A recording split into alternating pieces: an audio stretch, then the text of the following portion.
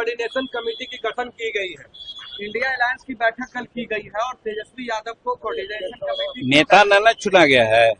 गठबंधन की बैठक हुई है ना, और गठबंधन में उनको कोऑर्डिनेटर बनाया गया है।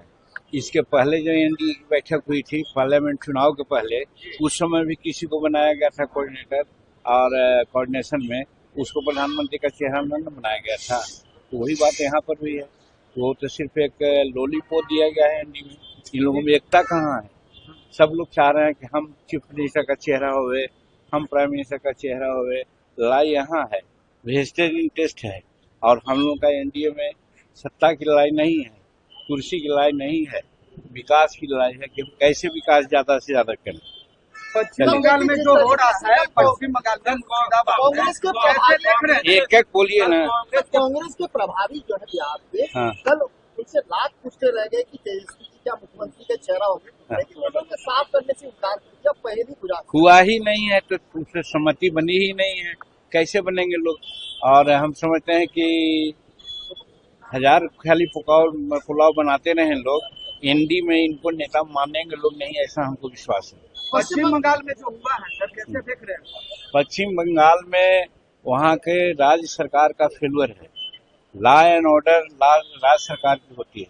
उनके बॉर्डर से अगर कोई पार करता है तो उसको देखना चाहिए, और कहीं कोई घटना घटी तो उस पर त्वरित एक्शन लेना चाहिए। वो न करके जो वहाँ गड़बड़ कर रहे हैं, मिसक्रिएंट हैं, उन्हीं के वहाँ का जो ममता बनर्जी जी हैं उनका साथ दे रहे हैं।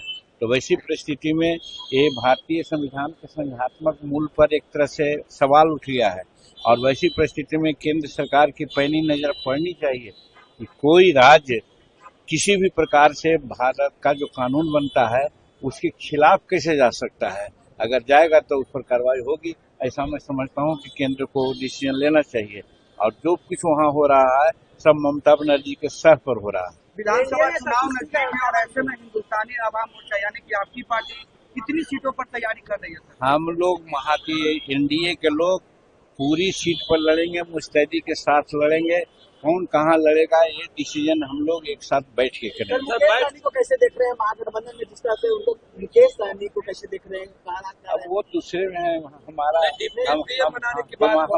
बैल उनका भैंसा, दोनों में नाता कैसा है? बीजेपी के संपर्क में इस तरह की बात कही जा रही है। बीजेपी के संपर्क में आरजेडी में रहेंगे तो उनको डिप्टी सीएम बनाया जा सकता है। यही लोग में वहाँ हैं, लेकिन आप जान लीजिए कि उनको डिप्टी सीएम बनाएंगे, जीत के आएंगे तब ना।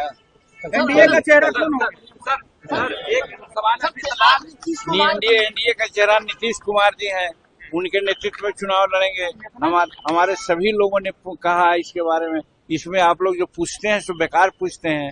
कोई भी अगर कोई कहता है दूसरी बात तो मानना नहीं चाहिए। हमारे अमित शाह जी बोल गए हैं और हमारे जो प्रभारी हैं सो बोल रहे हैं। हम लोगों ने भी तय किया है कि 2025 में नीतीश कुमार हमारे मुख्यमंत्री का चेहरा होंगे और उन्हीं के नेतृत्व में हम लोग 225 सीट जीतेंगे। 25 से 30 नहीं होंगे। Welcome to K-Mall, a premium project by Kaleen Group. K-Mall is in the heart of Kolkata's electronic, garment and lifestyle hub, Khidirpur.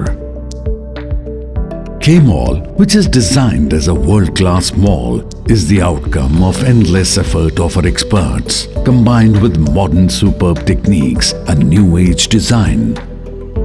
Book now